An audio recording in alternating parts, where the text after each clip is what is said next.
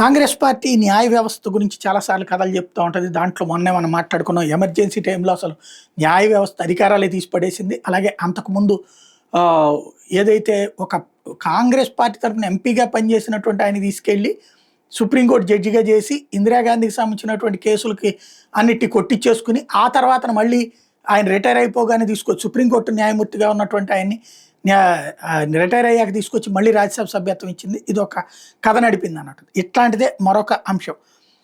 There was a chief justice of India who did not have a law degree. ఇది తెలుసా? Law degree కూడా లేని ఆయన chief justice అయ్యారు జవహర్లాల్ నెహ్రూ గారి జమానాలో.